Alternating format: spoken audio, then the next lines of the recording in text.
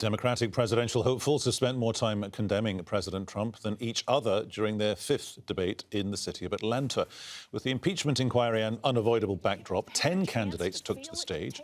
They included the frontrunners Joe Biden, Bernie Sanders and Elizabeth Warren, each heatedly making accusations against Mr. Trump, although Bernie Sanders said they shouldn't become obsessed.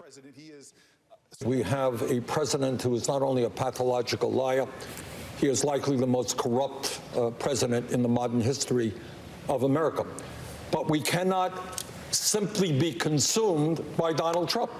Because if we are, you know what? We're going to lose the election. American people understand is that the Congress can walk and chew bubble gum at the same time. In other words, we can deal with Trump's corruption, but we also have to stand up for the working families of this country. Jocelyn Sage Mitchell is assistant professor at the Northwestern University in Qatar. She joins us here in the studio in Doha. Jocelyn Sage Wilson, who won the Democratic debate? Thank you for having me. Well, you know, one of the biggest questions was, will Biden finally win a Democratic debate? You know, he is the national poll frontrunner and considered to be the main candidate right now.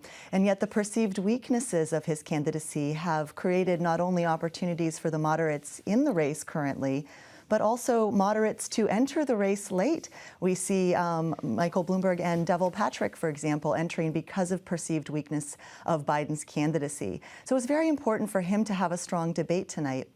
He did have strong moments. He was able to talk about the respect for the rule of law and the importance of civility in our politics, as well as an interesting and critical take on Saudi Arabia's human rights violations, including bringing up Jamal Khashoggi. So that was quite interesting for me. But he was relatively weak still and shaky on some of the core issues of the Democratic Party, such as gender equality, with the Me Too movement, and the question of drug policies and general authenticity regarding race and the Black community in America. So in sum, Biden had a relatively strong debate, but it wasn't a slam dunk for him, and there'll still be some question marks around his candidacy going forward. Going forward, do those individual candidates have to kind of refocus what they're doing, if only because they spent so much time talking about the impeachment inquiry? It's almost as if the democratic process is being defined as a function of Donald Trump. Yes, well, I agree with you that there was a focus on the impeachment, especially at the beginning. I actually thought it was a really good move on the part of the debate organizers to start with the question, because it's the elephant in the room, or the circus in Washington, D.C., you might say. But at the same time, I don't think they dwelled on it, because the candidates really don't have any daylight between them on this issue. Virtually everyone on that stage agrees that President Trump may have committed impeachable offenses, and that it's important for Congress to take seriously their constitutional duty to protect our democracy. So after that original question, we seem to move forward into actually quite a substantive and strong debate for many candidates. You know, it was interesting, the speculation at the beginning of this debate previous was that Pete Buttigieg may get a lot of attacks by his fellow candidates. And this is because he has just had a very strong polling in the state of Iowa. And the reason why Iowa is important is because it's the first state for the primaries in February of this next year. And he was the top candidate in that recent poll. But we didn't actually see this huge ganging up on Pete Buttigieg.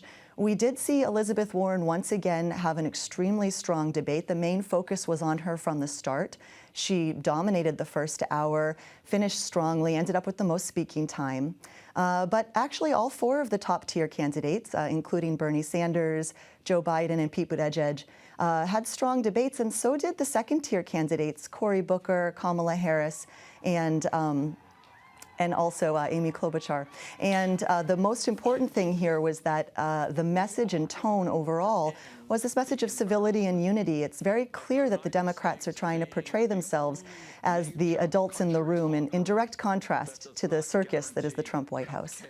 In a time of social media, in a time of spin doctors and spin and Twitter, and just to be clear, politicians telling lies, on social media platforms. How long until the Democrat candidates choose to or are allowed to pitch themselves based on the bread and butter issues? You know, how much money you've got in the bank, how much tax you're paying, whether your job is secure, the kind of things that people really want to vote on. Yeah, like I said, you know, there were a lot of substantive issues covered in this particular debate. There could still have been so much more. I mean, we didn't discuss economic inequality at all. We didn't discuss issues in the public education system. We didn't discuss gun violence. And these are important issues that Americans care about, and they want to hear more about these issues. But we did discuss very important issues, including what I appreciated was a focus on climate change. That was a very important thing to focus on. We had a good set of remarks on that, and certain candidates kept coming back to that.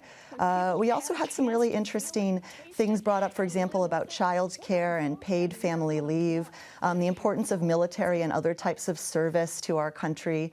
So there are a lot of issues on the minds of Americans, and in each of these debates, we're trying to touch on them. We'll see what happens with the December debate. OK, we have to leave it there. Jocelyn Sage Mitchell from Northwestern here in Qatar. Thank you so much. Thank you.